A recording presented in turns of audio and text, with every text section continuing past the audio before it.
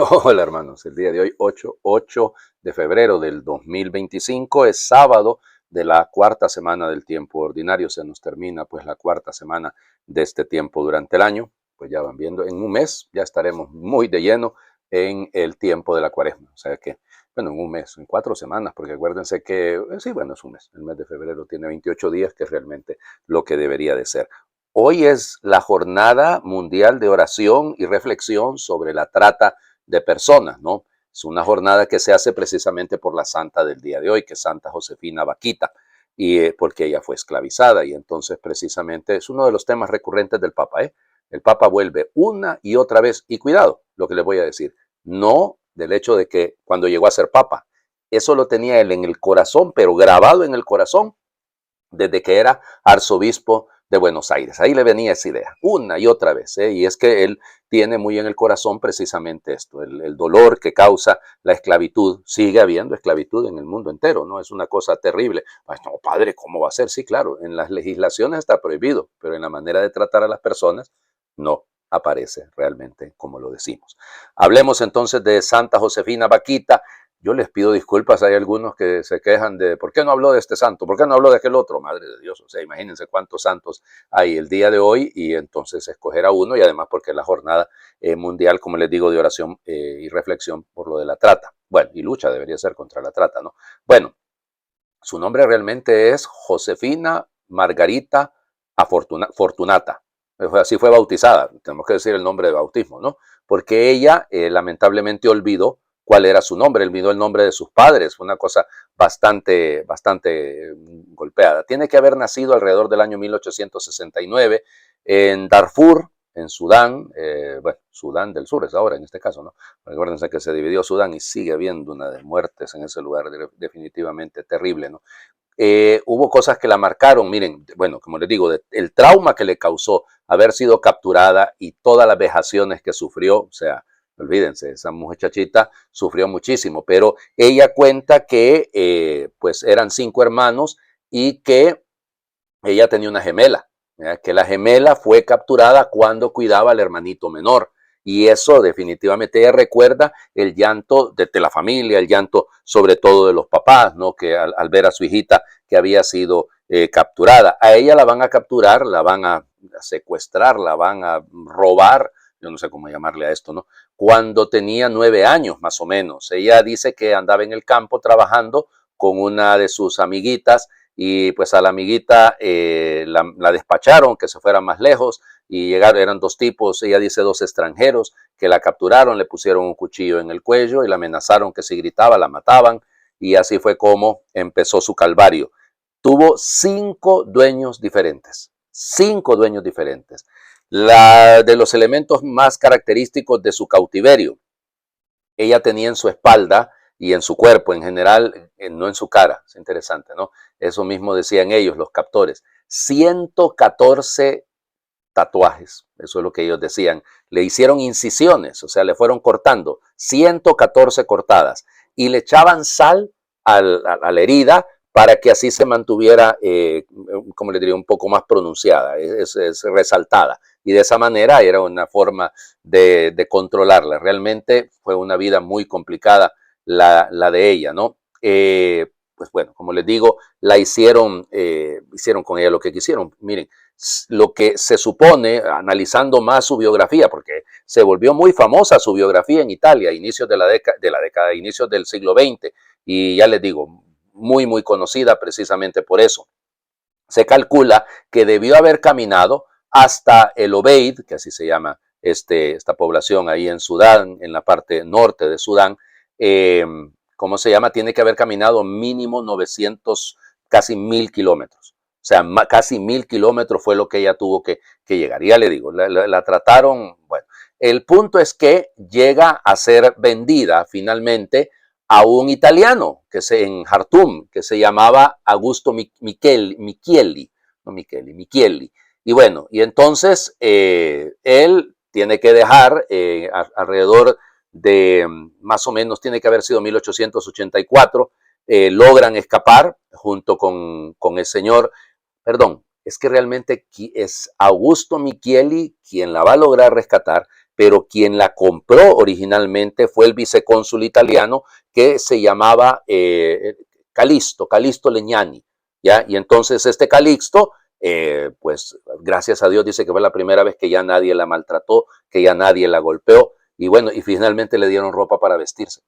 Imagínense ustedes qué nivel, ¿no? Es una cosa horrible. Y entonces él tuvo que irse para Italia y el señor Legnani, y entonces logran escapar junto con el amigo que se llama Augusto Micheli. Y entonces ya viene otra historia de otra gran caminada, olvídense. Finalmente, la esposa de este Micheli, doña María Turina, va a ser la que le va a recibir a ella y le permiten a ella pues quedarse con uno de los sirvientes africanos, y entonces ella va a ser la que, llamémosle al final, su última dueña, yo no sé cómo llamarle. Bueno, y entonces se quedaron ahí viviendo en el Véneto, cerca de Milano, y más o menos pues cerca de Venecia, ¿no? Una cosa bastante cerca de Venecia.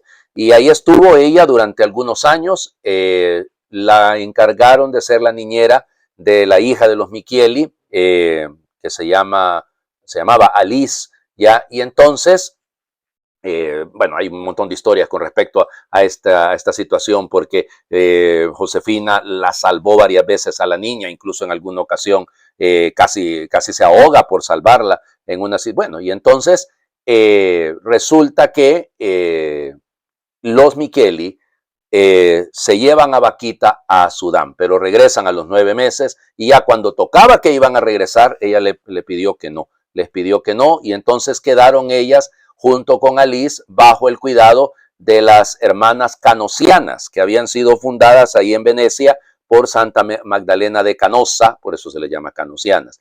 Ahí encontró la fe, ahí encontró la fe, y a partir de entonces de 1888, entrando en contacto con las hermanas, llega a la conversión, llega a ser pues bautizada, confirmada. De hecho, el mismo patriarca ¿cómo se llama?, de Venecia, va a ser el que la liberan, ya, porque ya para 1889 pues se había un tribunal decide, no, en Italia no hay esclavitud, así que por lo tanto ella puede ser, como les diría, liberada. Y bueno, ya les digo, su vida cambió completamente, porque entonces en 1890 recibe el bautismo, y ahí es donde se pone el nombre de Josefina Margarita Fortunata, porque Vaquita significa precisamente afortunada, y entonces ella quiso conservar el nombre nada más que en italiano. A los tres años más tarde ingresa en la comunidad de las hermanas. A partir de 1896 ya es propiamente religiosa, y luego en 1902 es trasladada a la comunidad de Schio, que es siempre cerca de, en el norte siempre de Italia, pero en la provincia de Vicenza, y ahí va a pasar prácticamente el resto de su vida, ¿no? Sí tendrá algún momentito en el que se va a trasladar a Milán, y ahí luego caerá enferma. La Morenetta, o la Moretta, le decían a ella, porque su sonrisa, tuvo los trabajos más sencillos, ¿no? Estuvo de sacristana, estuvo de jardinera, en la cocina, es decir, haciendo las cosas, pero su biografía, porque las hermanas le pidieron que la escribiera, ya les digo, se volvió un bestseller en Italia, y ella recorrió Italia hablando precisamente del tema de la trata. Y yo tenía una mentalidad, esta muchachita, increíble, ¿no? O sea, tenía una mente particular, que si hubiera encontrado a sus captores, se hubiera puesto de rodillas y les hubiera dado las gracias. Ella dice que si no hubiese sido por ellos, ella no hubiera conocido a Cristo. Para que vean ustedes. No hay milagros extraordinarios durante su vida. Era la sencillez de su vida llevada de manera extraordinaria. Muere un 8 de febrero de 1947. Ya estaba mayorcita, no, ya tenía 70 y tantos años, 78 años. Fue beatificada en 1992 por el Papa San Juan Pablo II, en mayo de 1992, y fue canonizada, también me acuerdo muy bien de esa, el 1 de octubre del año 2000. Yo estuve ahí, en esa canonización estuve yo. Y me acuerdo que era una fiesta, ya, porque olvídense, el montón de gente de color, negros. ¿Cuál es el problema de llamarles así si nadie los está ofendiendo? Sino que esa es su raza, ¿no? Y punto. Y lo decían me acuerdo, porque yo fui a una conferencia en la que hablaron de eso, y entonces el que dio la conferencia, que un laico, pero fantástico, oigan, nos hizo reír muchísimo. Él hablaba de la negritud, del concepto de ser negro. Bueno, una cosa ya les digo, fantástica. Bueno, vamos. Uy, Dios mío. las lecturas. Hebreos, terminamos de leer hoy. Hoy sí terminamos de leer la carta a los Hebreos. Ya les digo, la otra semana empezaremos a leer el libro del Génesis, ¿no? Hebreos es una lectura litúrgica del capítulo 13, versículos del 15 al 17 y luego del 20 al 21. Hermanos, ofrezcamos continuamente a Dios por medio de Jesucristo el sacrificio de alabanza, es decir, el homenaje de los labios que bendicen su nombre. No se olviden nunca de practicar la generosidad y de compartir con los demás los bienes de ustedes, porque estos son los sacrificios que agradan a Dios. Obedezcan con docilidad a sus pastores, pues ellos se desvelan por ustedes, sabiendo que tienen que rendir cuentas a Dios. Así podrán ellos trabajar con alegría y sin quejarse, pues lo contrario no sería para ustedes de ningún provecho. Que el Dios de la paz, el que mediante la sangre de una alianza eterna resucitó de entre los muertos al pastor eterno de las ovejas, Jesucristo nuestro Señor, los enriquezca a ustedes con toda clase de dones para cumplir su voluntad y haga en ustedes todo lo que es de su agrado, por medio de Jesucristo, a quien sea dada la gloria por los siglos de los siglos. Amén. Palabra de Dios. Te alabamos, Señor. Bueno, siempre los consejos al final de la carta a los Hebreos, 3 consejos: la oración, el homenaje de nuestros labios, la alabanza; segundo, la generosidad; tercero, el respeto a las autoridades, en este caso se trata de las autoridades eclesiásticas. Y claro, ustedes dirán, bueno, bonito decir eso, padre, que sean obedientes a sus pastores, que obedezcan con docilidad a sus pastores. Qué bueno lo escucharan aquí en la parroquia para que hicieran caso. Fíjense que creo que es más complicado lo que dice con respecto a lo que sigue, ¿no? Obedezcan con docilidad a sus pastores, pues ellos se desvelan por ustedes sabiendo que tienen que rendir cuentas a Dios. Ahí está el problema. Claro, sí es cierto, esa es nuestra responsabilidad. Sí, toca muchas veces los desvelos, las cosas. Eso, perdón, que yo no quiero sonar a que esto me resulta que mi ministerio me resulta sacrificado. Hay aplausos para el Padre porque se sacrifica por los fieles. Nada de eso, esa es mi vocación y se acabó. Y la de mis miles de hermanos sacerdotes, religiosos y religiosas que hacen, y los obispos que hacen tanto bien, ¿no? Pues sí, pero aquí el tema es ese, ¿no? Tenemos que rendirle cuentas a Dios, así que, mejor que haya armonía en la vida parroquial. Y al final, evidente, centrado sobre Cristo. Pues si toda la carta a los Hebreos, el centro es Cristo, es hablar de su sacerdocio, es hablar de él como buen pastor, o sea, precisamente el pastor de las ovejas. O sea, aquí el tema sigue siendo el mismo, ¿no? Es hablar de Cristo, todo centrado en la figura de Cristo. Y termina de una manera muy bella, ¿no? Porque no solamente centrarlo sobre Cristo, sino hacernos ver, que pues lo que tenemos que hacer es que sea del agrado de Dios, que Él nos enriquezca con esos dones que nos sirvan precisamente para cumplir la voluntad de aquel que ha dado la vida por nosotros. Bueno, por eso termina como una oración, ¿no? Y termina: a Él la gloria sea dada, a Él la gloria por los siglos de los siglos. Amén. Bueno, qué bello. Piénsenlo, todo lo que en estas 4 semanas nos ha enriquecido la carta a los Hebreos. Realmente tenemos que darle gracias al Señor, ¿no? Vamos, terminemos de hilvanar lo que hemos comenzado en estos últimos días de las acciones de Cristo en el Evangelio de Marcos. Marcos capítulo 6, versículos del 30 al 34. En aquel tiempo los apóstoles volvieron a reunirse con Jesús y le contaron todo lo que habían hecho y enseñado. Entonces él les dijo: vengan conmigo a un lugar solitario para que descansen un poco, porque eran tantos los que iban y venían que no les dejaban tiempo ni para comer. Jesús y sus apóstoles se dirigieron en una barca hacia un lugar apartado y tranquilo. La gente los vio irse y los reconoció. Entonces de todos los poblados fueron corriendo por tierra a aquel sitio y se les adelantaron. Cuando Jesús desembarcó, vio una numerosa multitud que lo estaba esperando y se compadeció de ellos porque andaban como ovejas sin pastor, y se puso a enseñarles muchas cosas. Palabra del Señor. Gloria a ti, Señor Jesús. Bueno, no les quedaba tiempo ni para comer. Pues sí, pasa, en la misión pasa en el ministerio, que hay veces que uno está ahí con el bocado y tocan al portón, tocan al timbre y hay que ir a abrir y hay que ver de qué se trata. Bueno, eso es absolutamente normal. Por eso es que los sacerdotes nos enfermamos tanto del estómago. Muchos padecemos de gastritis y de tanta complicación, porque es que los horarios fijos de fuera de los que están en algún centro de formación y eso, pero el resto, claro, el ministerio pastoral uno come, ojalá a las horas, pero cuando puede realmente. Y si tiene usted muchos lugares de visita, aquí en nuestros pueblos, olvídense, ¿no? Los sacerdotes que están en las áreas rurales, Madre del Señor, hay que rendirles el sombrero y agradecerles por ese ministerio tan bello que desempeñan en las aldeas, en todos los lugares, y comiendo a veces con mucha dificultad también. Bueno, igual, eso le pasa al Señor, ¿no? Pero miren, yo creo que la intención es legítima, ¿no? Todos tenemos derecho al descanso. todos tenemos derecho, hombre, a llevar la vida de tal manera que haya momentos también para estar con el Señor, ¿no? O sea, si no nos volvemos sencillamente trabajadores sociales, nos volvemos personas o predicadores, pero sin la sustancia que nace del estar con Él. Fíjense, todo nació desde el capítulo 3, llamó a los que Él quiso para que estuvieran con Él. Bueno, ahora el Señor, como que cerramos este ciclo, ¿no? Vengan conmigo a un lugar solitario, para que estén conmigo, para que descansen un poco. Es necesario y aprender a descansar es fundamental. Lógico, la necesidad de la gente también está y no la podemos negar.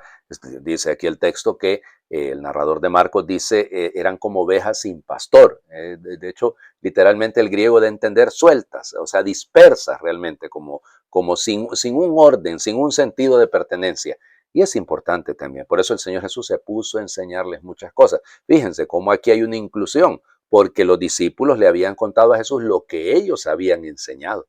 Y ahora Jesús sigue enseñando. Bueno, hay que aprenderle al maestro, ¿no? O sea, no nos perdamos, Él es el maestro. O sea, usted no da lo que no tiene. Y entonces, por lo tanto, el estar con Él, el escucharlo a Él, el recibir de Él, lo que propiamente se necesita para evangelizar. Ok, la oración que vamos a hacer ahora es una oración dirigida a Santa Josefina Baquita, pero en el marco de esta jornada de oración y reflexión y lucha contra la trata de personas. Santa Josefina Baquita, de niña fuiste vendida como esclava y tuviste que enfrentar dificultades y sufrimientos indecibles. Una vez liberada de tu esclavitud física, encontraste la verdadera redención en el encuentro con Cristo y su iglesia. Santa Josefina Baquita, ayuda a todos aquellos que están atrapados en la esclavitud. En su nombre intercede ante el Dios de la misericordia, de modo que las cadenas de su cautiverio puedan romperse. Que Dios mismo pueda liberar a todos los que han sido amenazados, heridos o maltratados por la trata y el tráfico de seres humanos. Lleva consuelo a aquellos que sobreviven a esta esclavitud y enséñales a ver a Jesús como modelo de fe y esperanza para que puedan sanar sus propias heridas. Te suplicamos que reces e intercedas por todos nosotros, para que no caigamos en la indiferencia, para que abramos los ojos y podamos mirar las miserias y las heridas de tantos hermanos y hermanas privados de su dignidad y de libertad y escuchar su grito de ayuda. Amén. Señor esté con ustedes y les bendiga a Dios por intercesión de Santa Josefina Baquita, el que es Padre, Hijo y Espíritu Santo, y su bendición descienda, les acompañe siempre. Ayer me lo reclamaron con justa razón y pido 1000 disculpas. Padre, ayer era primer viernes de mes y usted no habló del Sagrado Corazón de Jesús. Y sí, tienen toda la razón, yo lo celebré. Sí, hemos hecho la celebración. Nosotros en la parroquia tenemos 24 horas de adoración por el Sagrado Corazón de Jesús. Y hagan de cuenta que lo he estado diciendo en las misas, para recordarle a la gente, lógico, de las 24 horas con las que empezamos todos los primeros viernes y primeros sábados. Pero se me olvidó decirlo en la publicación. Así que les pido 1000 disculpas. Pero hombre, pero es primer sábado, así que acuérdense por devoción al Inmaculado Corazón de María. Los dos corazones van juntitos, así que ustedes no se preocupen. Oren también. Hagan el ejercicio no solo de los primeros 9 viernes, sino también de los primeros 9 sábados. Feliz fin de semana para todos.